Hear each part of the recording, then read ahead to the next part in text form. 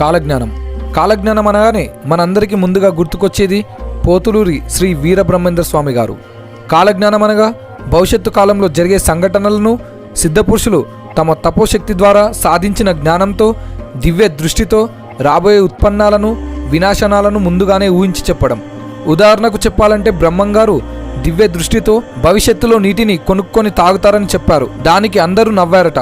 కానీ ఆయన చెప్పింది నేడు వాస్తవంగా జరుగుతుంది కదా. అయితే ఈ వీడియోలో కాలజ్ఞానం అంటే ఏమిటి, బ్రహ్మంగారు రాబోయే భవిష్యత్తు కాలంలో ఎలాంటి పరిణామాలు, ఉత్పన్నాలు జరుగుతాయో ఎలా వివరించి చెప్పారో తెలుసుకుందాం. పూర్వకాలంలో మన దేశంలోని చాలామంది యోగులు, సిద్ధపురుషులు తమ తపోశక్తులతో భవిష్యత్తులో జరగబోయే ప్రమాదాలను, ఉత్పన్నాలను గురించి ఊహించి చెప్పేవారు. అయితే సిద్ధపురుషుల్లో శ్రీ పోతులూరి వీరబ్రహ్మేంద్ర స్వామి గారు ఒకరు. మధ్యయుగంలో తెలుగునాట జన్మించిన కారణ జన్ముడు ఇతడు. భవిష్యత్తులో జరగబోయే విషయాలను తాళపత్రాల రూపంలో లిఖించి వాటిని భద్రపరిచాడు. ప్రస్తుతం జరుగుతున్నటువంటి అనేక విషయాలు ఆయన కాలజ్ఞానంలో ప్రస్తావించబడినవే కావడం ఆయన దివ్య దృష్టికి నిదర్శనం. అయితే బ్రహ్మంగారు కాలజ్ఞానాన్ని ఒకేసారి చెప్పకుండా వేరువేరు సమయాల్లో ముగ్గురు వ్యక్తులకు బోధించాడు. తాను రాసిన తాళపత్ర గ్రంథాన్ని భూమిలో పాతిపెట్టాడు. అయితే తాళపత్రాలు పాతిపెట్టిన చోట కొన్ని సంవత్సరాల తర్వాత ఒక చింత చెట్టు మెలిచింది. ఆయన ఎందుకు తాళపత్రాలను పాతిపెట్టారు అన్నది మాత్రం ఎవరికి తెలియదు. బ్రహ్మంగారు కాలజ్ఞానంలో చెప్పిన విషయాలు గతంలో జరిగాయి మరియు ఇప్పటికీ జరుగుతూనే ఉన్నాయి. ఆ విషయాలు ఏంటో మనం ఇప్పుడు తెలుసుకుందాం. బ్రహ్మంగారి పూర్తి పేరు శ్రీ పోతులూరి వీరబ్రహ్మేంద్ర స్వామి. తండ్రి పోతులూరి పరిపూర్ణాచార్యులు, తల్లి పోతులూరి ప్రకృతాంబ. బ్రహ్మంగారు క్రీస్తు శకం 1608లో జన్మించారు. బ్రహ్మంగారిని పెంచినటువంటి వ్యక్తి పేరు వీర భోజయాచార్యులు మరియు పెంచిన తల్లి పేరు వీర పాపమాంబ.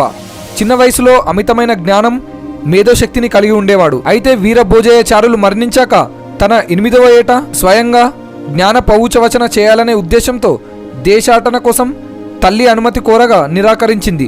దాంతో బ్రహ్మంగారు మొదట జ్ఞానబోధన తల్లితోనే ప్రారంభించి ఆ మేరకు తల్లికి జ్ఞానాన్ని బోధించి ఒప్పించాడు. ఆ సమయంలోనే జీవి జనన రహస్యాలను తల్లికి బోధించి అనుబంధాలు మోక్షానికి ఆటంకమని వాటిని వదిలేయాలని చెప్పి దేశాటనకు బయలుదేరాడు. బ్రహ్మంగారి తాళపత్ర గ్రంథాల్లో 350 గ్రంథాలు నాటి రాయలసీమ మాండలికంలో రాయబడింది కాబట్టి పూర్తిగా అర్థం చేసుకోవడానికి కొంచెం కష్టం. కాలజ్ఞానంలోని 221వ పుట నుండి చివరి వరకు ఉంటున్నటువంటి గోవింద వాక్యాలు మొత్తం 326 ఉన్నాయి. స్వామివారు కాలజ్ఞానాన్ని మొత్తం పద్యాల రూపంలోనే రాశారు. కాలజ్ఞానాన్ని అందరూ సులువుగా అర్థం చేసుకోవడానికి తొలిసారిగా పల్లి వీరయ్య స్వామి వాడుక భాషలో 19వ సంవత్సరంలో లిఖించారు. దీనిని శ్రీ పోతులూరి వీరబ్రహ్మేంద్ర స్వామి వారి కాలజ్ఞాన తత్వములు అనే పేరుతో ముద్రించారు. అయితే బ్రహ్మంగారు తన కాలజ్ఞానంలో తిరుమల వెంకన్న గుడి పూజలు లేక 4 రోజుల పాటు మూతపడుతుందని చెప్పారు. తిరుమలకు వెళ్లే అన్ని దారులు మూసుకుపోతాయని చెప్పారు. బంగాళాఖాతంలో ఏర్పడినటువంటి అల్పపీడన ప్రభావంతో తిరుమలలో విస్తారంగా వర్షాలు కురిసి అక్కడి పరిస్థితులు అల్లకల్లోలమయ్యాయి. శేషాచలం వద్ద ఉన్నటువంటి డ్యాములు పొంగి పొర్లడంతో దారులన్నీ మూసుకుపోయాయి. ఈ ప్రభావంతో తిరుమలకు 4 కోట్ల నష్టం వాటిల్లింది. వ్యభిచారాల వల్ల చాలా మంది భయంకరమైన రోగాల బారిన పడతారని చెప్పాడు. నిజమే, ప్రపంచాన్ని గడగడలాడించిన ఎయిడ్స్ వ్యాధికి మందు ఇప్పటికి కూడా ఎవరు కనుక్కోలేకపోయారు. ఈ వ్యాధి వచ్చి లక్షలాది మంది మరణించారు.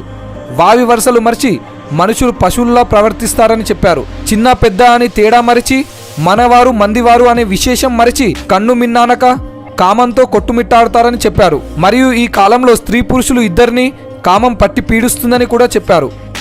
భార్యాభర్తలు వాయు వరుసలను మరిచి అక్రమ సంబంధాలను పెట్టుకుంటారన్నారు. ఈ అక్రమ సంబంధాల వలన కుటుంబాలు చిన్నభిన్నం కావడమే కాక హత్యలకు కూడా దారితీస్తున్నాయి. 6 ఏళ్ల పాప గర్భం దాలుస్తుంది అని చెప్పారు. కాలజ్ఞానంలో చెప్పినట్టుగానే లీనా మెరీనా అనే 6 ఏళ్ల పాప గర్భం దాల్చి మగబిడ్డకు జన్మనిచ్చింది. స్త్రీలు మానాన్ని అమ్ముకొని బ్రతికెదరు అని అన్నారు. కొందరు పొట్టకుటి కోసం, మరికొందరు విలాసాల కోసం వ్యభిచారం వృత్తిగా చేసుకుంటున్నారు.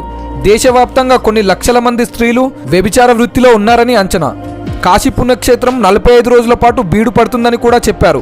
ఆయన చెప్పినట్లుగానే 1910 నుండి 1912 మధ్యకాలంలో గంగా నదికి భారీ వరదలు వచ్చి అక్కడ కలరా వ్యాపించింది. దీని వలన ఆ సమయంలో కాశీ పుణ్యక్షేత్రాన్ని ప్రజలు సందర్శించేందుకు అనుమతి ఇవ్వలేరు.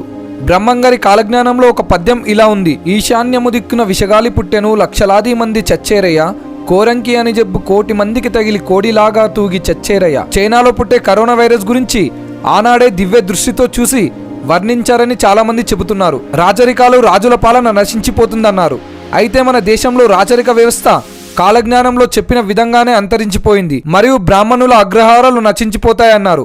ప్రస్తుతం ఉన్న పరిస్థితి కాదు, కానీ కొన్ని సంవత్సరాల క్రితం వరకు బ్రాహ్మణులకు ప్రత్యేకముగా అగ్రహారాలు ఉండేవి. కానీ ఇప్పుడు అవేవీ లేవు. ఒక అబల 16 సంవత్సరాల పాటు రాజమేలుతుందని అన్నారు.